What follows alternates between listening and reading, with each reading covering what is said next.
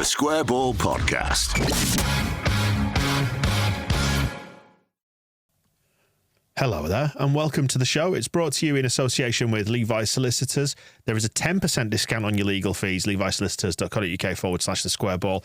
Michael, the exciting news that you're very well prepared for to tell everybody is... About the larger discount on the Phil Hay Monday Club. Yeah. Yeah, it's good, isn't it? How much is it? 15% On conveyancing and wills and probate. The big three. Big three.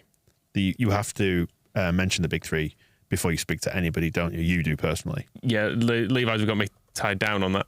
Yeah. I didn't read the small print, ironically, so now I have to open every conversation with telling people about it. Even off-air ones. Even off-air ones, yeah, it's awkward. Yeah, Dan and Michael here with Moscow as well as we preview Leicester, which is the do-or-die game at Elland Road, 8 o'clock Tuesday night.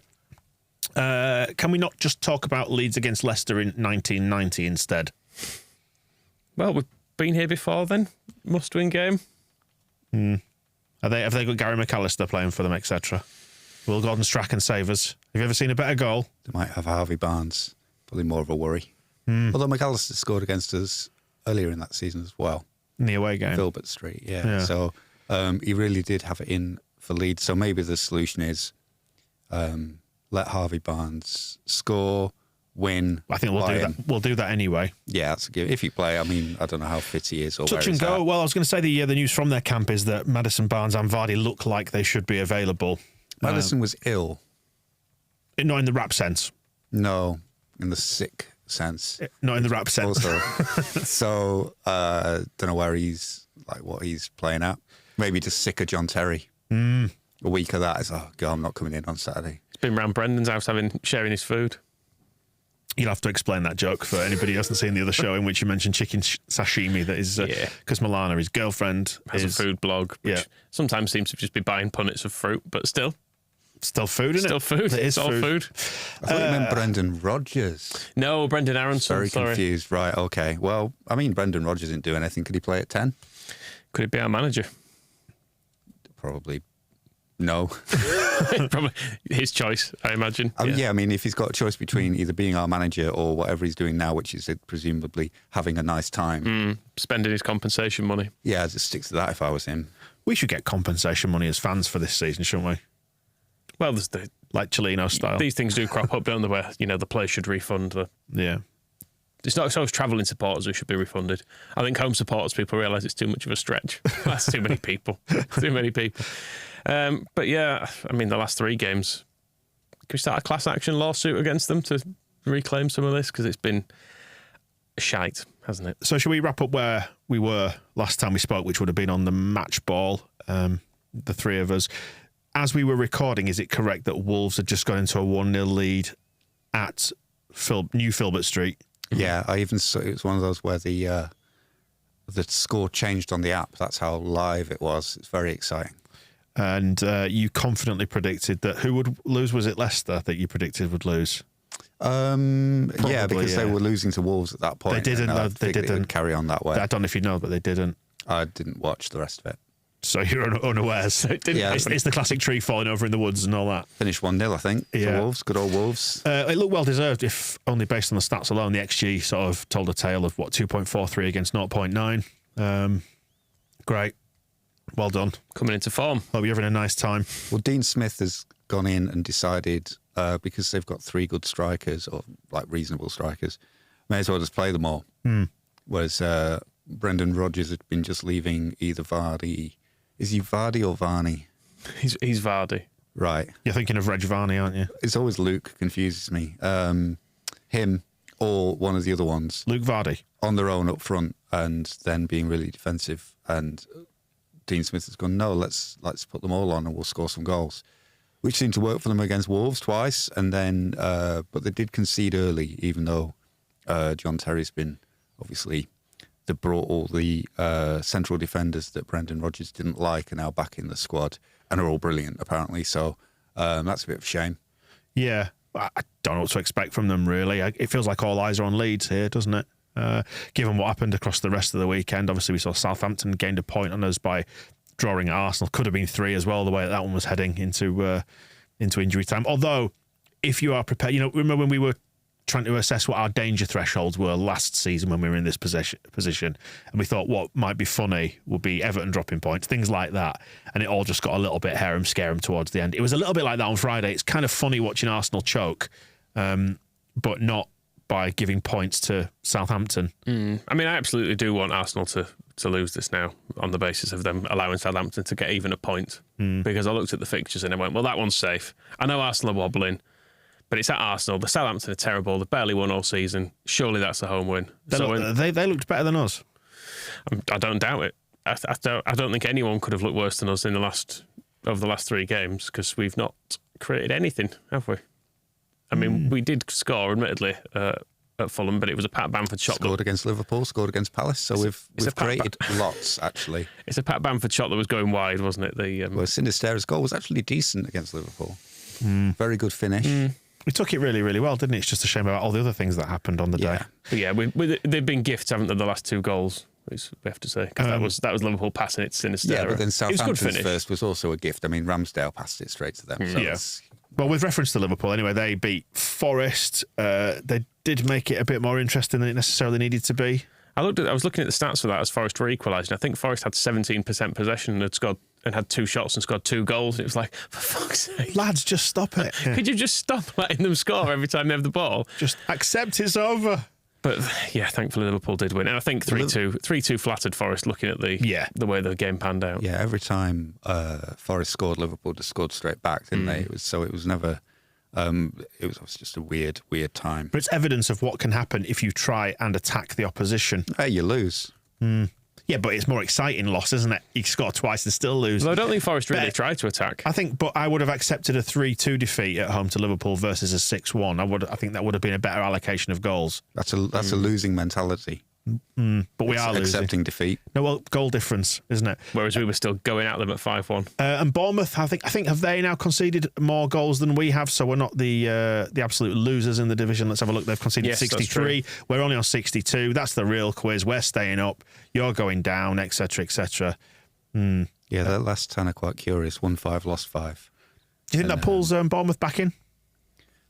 Well, the thing is, if they keep losing half the games, you'd think, but the problem is winning the other half of them means to get loads of points.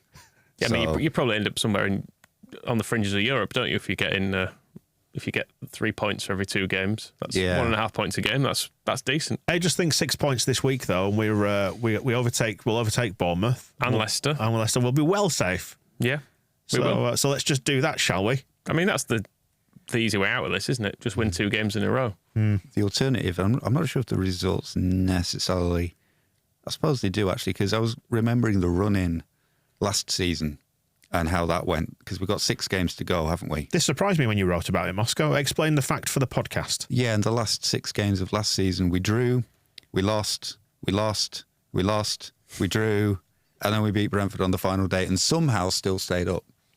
Admittedly, we went into that off a run of win, draw, win. So we got some points there. Prior to that, we just lost every week. But it does, because we are above the relegation places now, it is technically, I think, possible to lose every game from now on and stay up. So don't worry about it. Although that would involve losing to Bournemouth, it would involve losing to... Yeah, Bournemouth are already above us. Yeah. Leicester can overtake us, but Everton, Forest and Southampton will still be below us. Yeah. So it's fine. Feels like a risky strategy. It also does feel like the likeliest outcome is that we are, as I said, as I signed off the match ball on Saturday, we are now basically relying on other people being shitter than us if we're not in charge of our own destiny. I mean, would you accept, for example, what's the fewest number of points you would be willing to accept now and then roll the dice on other results? 0. I think if someone offered me 6 points now for the end of the season, I'd be like, 35 points. Let's see if that keeps us up. I think anything more than 0 is a bonus from this point. Like the last 3 games have been awful. We got a little bit better against Fulham, lost. So it is kind of. I mean, I've made the argument that we can't be awful forever, but I've realised we can, and which is a bit unfortunate. Isn't it? It's very easy to imagine us losing to Leicester, which will be. I mean, when you're saying it's a must-win game, it is in one sense, but it's also not in the sense that we lose that game and we're still conceivably not in the bottom 3. So the results could end up no more points, we stay up. And would I accept that? Absolutely. Would I enjoy that? That's a different question. Yeah, absolutely different there's question. two different things happening here. It was awful at the King Power, wasn't it, earlier in the season? No, I'm just wrapping those results up, by the way. Palace 0, Everton 0, so Everton gained a point on us. But it's a point, isn't it? It's not 3. It's not. It's the wins that count at this stage. I was reading about Everton because they had Dominic Calvert-Lewin back, and so basically it's now hit Dom, and they were all getting very excited because he won. I think he won 6 aerial duels, which is more than the entire team has won over the last 4 games or something. So it's like, this is good now. We can go long to Dominic and everything. But then a little bit further on in the article, it pointed out that he'd also lost 13 aerial duels in the same game and obviously didn't score Mr. Sitter. So I'm not sure whether that's really... It's got that kind of clinging to hope bit about it as well. It's like, oh, well, no, Calvert-Lewin's back. Bamford's coming back. Yeah, Calvert-Lewin's back and he'll win loads of headers up front. He won 6. But he lost 13. And who's Crystal Palace got particularly commanding? They've got that Joachim Anderson guy, haven't they? But I don't know what to make of Everton. Calvert-Lewin's an interesting case because I feel like it's a couple of years ago under Ancelotti, he was doing really well in the Premier League. He was in the England squad. He was kind of this fashionista, and now he's essentially Ashley Barnes, and everyone hates him. And everyone hates him for wearing a dress. And Sean Dyche he's saying he's giving him more rest. Like he's looked at the sort of the physical levels they've been bringing him to before putting him back in the team, and they've let him get back to a higher physical level before putting him back in the team. Still didn't think he's still not fit enough to finish the game, and also they left him on longer than they planned to because they thought he might nick one. So it's like that's that thing of like, Sean Dyche, so sensible, he's bringing him back carefully, he's not rushing him like before, and then once he's on the pitch he's like, okay, leave him out there, he might nick one, like fuck his legs. So we need him to get injured again, don't we? I it think would be great. Would help. Yeah. Anyway, let's go back to the game at the King Power, which was... Why? Because it needs to be mentioned in the context of this game, and the fact that, I don't know, because we've got a different manager now and a different setup, I guess it's almost rendered irrelevant, isn't it? But it was terrible nonetheless. That was Jesse Marsh's lowest score, I think, looking at the average scores we collect from subscribers. On a Forest away was slightly lower. At the time, we thought 1.19 might be a low point for the season.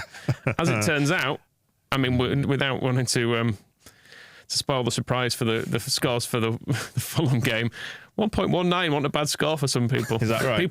There are a couple of people who would have quite happily taken that. Just for the sake of anybody who's new, that's out of 10.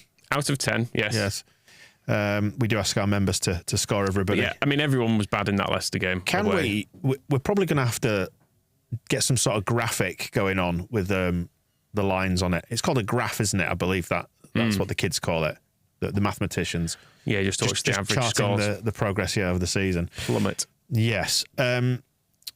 Unexpected to find Leicester where they are in the table, because they've scored quite a lot of goals. They're in a very similar sort of position to us in that. Scored 43, conceded 56. We've scored 41, conceded 62. It's kind of a similar trajectory. And yet they're going to go into this on so much more of a high and feeling like they've got momentum versus us, who've had the wind completely knocked out of our sails. And yet, Moscow White, we have still got a point more than them. Mm-hmm. So they're screwed, aren't they? They've got no hope. I mean, yeah, I don't know how much of a high they'll be in. That's their first win in how many? 11, was it, after that? And there's a lot of red before that. So they'd lost. Yeah, I mean, okay. So taking out the FA Cup, there's 1, 2, 3, 4 consecutive defeats, a draw with Brentford, and then 4 more consecutive defeats, and then they beat Wolves. So I'm not saying they've turned a corner yet, because earlier in the season, they beat Spurs 4-1 after beating Villa 4-2. Those were the 2 games they went into their 4-game losing streak. Well, their how many games is 4 + 1 + 4? 9. 9. They're 9 winless. Yep. Came off the back of 2 big wins where they scored 4-2 and 4-1. So they're obviously a bunch of idiots. Moscow does math. It's amazing, isn't it? Full number one. And then, well, what we're doing here is we're doing that same thing we did before Palace, which is looking at all the reasons why they're probably going to turn up and play bad and we might win. But the question is, who we're going to play in this game? I was just going to say we can discount the win against Wolves as well, because if you remember listening to the Wolves fans... Oh, the conspiracy. Because of the conspiracy. So obviously to keep them in it, they had to lose to Leicester. So probably some decisions. I know Leicester got a penalty, didn't they? I mean, arguably, yes, he did stamp all over Jamie Vardy's ankle. Yeah. But that was just what the film showed. Yeah. Did you see it with your own eyes? Exactly. No. Exactly. No, good question, They Michael. had that lined up way before the game. I mean, seriously, though, you're going to play in this then for us. How do we arrest this slide? What do we need to do? well, arresting the players might be one thing, put them in prison. Because we're not far off, if you're to judge like Twitter and the forums and whatnot, we're not far off get Eddie in and play the kids, are we? Because Archie Gray did his magic in the 21s, got sent off, admittedly. But would he not be suspended for this? Apparently he's not, is he? And he can serve the suspension because he still qualifies for the under-18s, but they play Wednesday, and that's It's a youth suspension. It doesn't count for the Premier League. good. All right, so could we not? He can play on Tuesday. He's suspended for the under-18s on Wednesday, and then he can play for the under-21s next weekend. as well. A youth suspension, right? This is new and exciting. Are we going to put Eddie in charge, his great uncle, and then put Archie in the centre of midfield alongside JB? Archie player manager, I think. Yeah. He's got to have picked some things up, hasn't he? Yeah, but even just genetically, he is going to know things. the isn't whole he? family. Yeah. So, and he'll have grown up with them all discussing football. Just He'll put the know whole- more about tactics. Just put the Gray family in charge. Yeah, bring them all in. Yeah. Stuart as well. Yep.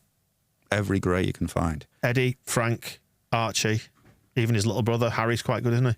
Yeah. I mean, he's Put them all in charge. 14, I think. Yeah, or something. he'll Fine. If Brendan Aronson can play in the Premier League, so could a 14-year-old. Hey, he's probably got more bulk about him. Yeah, and Aronson cannot play. No. He absolutely cannot play. And no, I'm not in charge of the team, but I'm telling you, Harry, please don't play him. You're not allowing it. Please do not play him. The first time he goes down, everyone will just go, "Fucking get up!" It'll be a horrible atmosphere, which I will ensure myself. I will set about poisoning in it. Poisoning Elland Road yourself. Yeah, I think surely him and McKennie have got to be dropped, haven't they? I don't even know for who, but fucking hell, that was bad. McKennie for Forshaw. That is seems the obvious. change. Yeah, so we'll have somebody who can actually pass. Which is it's too fair on Rocker because he also deserves to be dropped. But we don't have enough midfielders to drop both of them, probably. Yeah, it'd be interesting to see how Rocker performs without McKennie next to him, because I just don't think there's any, to use Marshism, clarity on who's supposed to be doing what, why they're both going forward and why they're both going missing at the same time. And when I had a look further, I found an extra pass for McKennie. I looked at a different stats breakdown and he got 12. So he Out of succeeded in 20. 12 out of 20 rather than 11 out of 19. Yeah. Well, that's a whole new ball game, isn't Have it? you seen the video posted by What Next LUFC, though? No. It's a collection of all the passes he did in that game. And I'd say at least 3 of them were very fortunate to get there. All the ones where I think it counts as a successful pass because the player gets their toe to it and then loses it immediately after because it's such a bad pass. Yeah, that makes sense. Rocker, I think, was like 30 out of 40 something. I think it was 34 out of 43 because I noticed the number symmetry. And he was hitting the wings, so there was some decent passes going to the wings, which is good because we've got some all right players on the wings, so we've passed to them. But what needs to happen in midfield is probably made for Forshaw in a way, is just not constantly giving the ball away, and somebody He's hitting the ball, tidy with possession, isn't he? and keeping the ball. Another option in midfield, if we were really talking about desperate measures, no, not Stroke, Verba. Yeah, just to spread a bit of influence around the pitch. Yeah. Rather than have him and Cooper next to each other. Firpo back to left back. Calm things down from a full-back point of view. Wasn't too bad. And then put Verba into midfield. We'll have somebody tackling. We'll have somebody behaving adequately to the task. Because that was the thing about him and Cooper against Fulham. Was they were both doing the best, weren't they? You felt like you were getting the best of them, whereas I think the frustration with McKennie in particular is that there's a Champions League footballer somewhere there. So where is it? Whereas with... It's under 18% of body fat. That's where it is. I mean, the tackle Cooper made when whoever it was charging into the box and he risked a penalty was way better than you would reasonably expect a player who came from Chesterfield for 800 grand to be able to pull off. So it's the thing with the character of the team is playing above themselves, whereas it's the players who are playing below themselves that we're not impressed with at the moment. So there you go. So it's Verber in midfield with Forshaw and Rocker, maybe JB as well. We're sticking Archie Gray in. So you're saying left back. You're saying left back, find. but surely Eddie Gray's playing left back because I don't think he's got the legs to do The wing as well. the winger's job. But he can play like an old-fashioned full-back who don't cross the halfway line, can't he? I mean, Frank Gray converted into a central midfielder as well. True. So we can we've got options if we are sticking with the Gray. There's history there, isn't there? Andy Gray, more of a physical presence up front as well than Rodrigo, which would be good. And Eddie Gray's wife has seen a lot of football in the time. They've been together for... Is it Linda? I think it is Linda, yeah. They've been together since the year dot, so she's probably seen as many games as Brendan Aronson's had hot dinners, which is a low number. I maybe should have gone for a higher one. So, yeah, some tactical... If it was Linda Gray or Chris Armas on the bench, who would you rather have? We don't know anything about Chris Armas, I know do we we? don't. He didn't do anything, did he? He's just lashing out indiscriminately now. It's just funny, isn't it? He'll be Because sitting there now, we brought him in for one game, basically, then just went, just go. Just go home. He'll have heard that and his AirPod will have come flying out of his ears. How dare they? Yeah, so get Nonto in as well somewhere. Just play him. Just play him. Just play him. For Just God's play him. I sake. don't know what he's done wrong. I don't know what he got on you, whatever it might be. Just play him. And it's not like He's dead. Do you know why? He's dead good. And it's not like he's keeping anyone massively in form out of the team. And he's being kept out of the team, by anyone massively in form. And you can look at it and go, well, you're going to have to struggle to get back into this side because they're all absolutely awful at the moment. So Who would you play then as your 4 attacking players? Jackie, Nonto. Bamford, Sinistera, Right. I'd go for. Not Somerville. Because he offered a bit of something. it was at good, full. actually. Yeah. You see, it's not easy, is it? All right, You see Jackie at fullback. No, probably not. Don't know. As long as it's not Aronson, I'm fine. And I would put Bamford in probably as well for a bit more running up front. Is he fit? Do we know how? I mean, it's now 12:30 as we record this, and Javi's up at 1 o'clock, so we've timed this perfectly. I mean, He won't tell anyone. He was fit enough to come off the bench, wasn't he? And he looked fine. Scored that screamer. Gracia was talking about managing people's injuries in minutes after the game as well, which is why I've noticed Greenwood not in the squad and also not for the under-21, so I don't know if he's mysteriously hurt, so that plan goes out the window. Play him anyway. It can't be that bad. Good. So 3 points in the bag then on. What about on Tuesday Rodrigo night? and Bamford as a front two instead of messing about with... No. Why not? Don't want it. Don't work. Okay. Michael? Yeah, why not? Stick him in. I think. All of them. I think if he did that though, that would exclude Nonto probably in his eyes.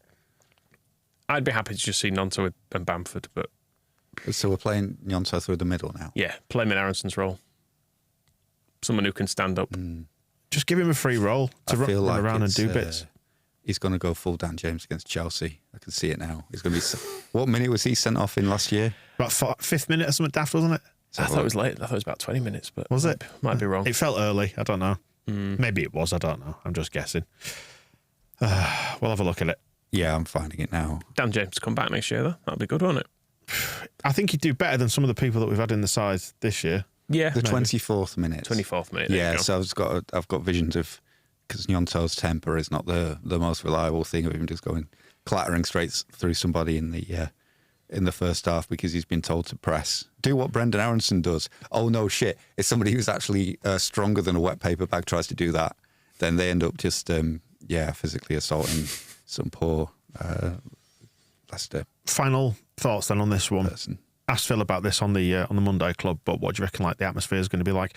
Broadly supported from the outset, but on a knife edge is how I feel if I had to sum it up in a sentence. What about you? Yeah, absolutely that. The first things that start going wrong will be interesting. If for example, Aronson does play, goes over easily, there'll be a big reaction to that. If Leicester score, that's when the sack the board chance will start, and it could descend from there into we're shit and we're sick of it. You're not fit to wear the shirt. It could go that way, I think, quite easily, depending on how the game goes. If we're still in the game, it's one thing, but if it was like the game at Leicester where we're 2-0 down after half an hour and looking shit and like we're never going to get back into it, I think it could be quite a nihilistic kind of vibe. But hopefully we'll just score early and win, and we don't have to do any of that until the end of the season. Like we did against Palace. Yeah. That was our route out, wasn't it? This is our second route out. They keep, as Moscow said, they keep giving us bites of the cherry. Because this week, speaking of bites of the cherry, this week is another opportunity to get out because we can just win 2 games and probably be safe this week. It is there for us. If we win this in Bournemouth, we're safe from there with no, but we've done a lot. We've gone a hell of a long way towards it. It will then be Leicester, Bournemouth, and Everton will be well behind us. That would put us on 9 wins, and we've always said it's 9 wins that keep you up, and it would. How many is that? 6 points would put us on 35. I'd be surprised if that wasn't as near as damn it keeping somebody up this season, given what's below. But or maybe we just need to beat Spurs on the final day, or a sick joke of a football club. I mean, that's something to check. Is anybody else around us playing Spurs? Oh, that's true. Yeah. Let's have a look at Spurs running. I put it on the midweek games. You've got Forest, Brighton. You've got West Ham, Liverpool. You've got Southampton, Bournemouth, and Everton, Newcastle. Now Spurs are quite useful now. They're playing Scum, Liverpool, Palace, Villa, Brentford, then us. So we're the only ones who can get a free pass. Really benefit. Are they going to sort themselves out by the end of May? The thing is, they might. It looks like Ryan Mason's hat is in the ring for this. So. Well, a lot of Spurs fans suspected that the back four that they went with was Mason's idea. So I don't know how that's going to work. And I was watching, I was all set because the West Ham Bournemouth was the important game, wasn't it? But then I saw the goal alerts coming from Spurs. I was like, I'm fucking watching that. So I watched it all, and it was funny as hell. And there was a lot of Ryan Mason kind of getting in Stellini's ear going, oh no, you need to do this, and then, oh well, I guess that another goal for them. But even if they sort themselves out and start putting in some respectable performances, last game of the season away at Leeds when they're all off, like Harry Kane has probably have his move to Bayern Munich sorted or something. They're not gonna turn up, are they? So we'll just lose the next 5, win that, stay up. Great. There we go. That's your Leicester preview done and dusted. Looking forward to it. Not at all. Moscow? That'll be all right. It's only a game of football, isn't it? It is indeed. Yeah, I mean, I have started to think about a future in the Championship this week. And I suppose it could be all right. Maybe not. So, do you know what? There's so little to love in this squad at the minute. There's little to love in this squad or in this division when we're in the position we've been in for 2 years. That's the thing. The first year up was great fun. Yeah, but we didn't even get to see it. Got to bloody a few noses, get a few decent wins, scored 5 a couple of times, didn't we? It was good football. But the reality for most people in the bottom half is just that it's a grind. But then the Championship's a grind too. Yeah. Any other sports we could? I did have this conversation with somebody over the weekend, so I might take up golf. Yeah, it's easier, isn't it? You don't get the highs though. It's just it's more steady. You could do crack, couldn't you, while you were doing it? That's true, yeah. Yeah. Mushrooms and golf. There you go. Not necessarily to be encouraged in that order. Right, we will look forward to speaking to you on the match ball after the Leicester game. We'll digest what happened and more stuff on the way later in the week. We'll see you soon. The Square Ball Podcast.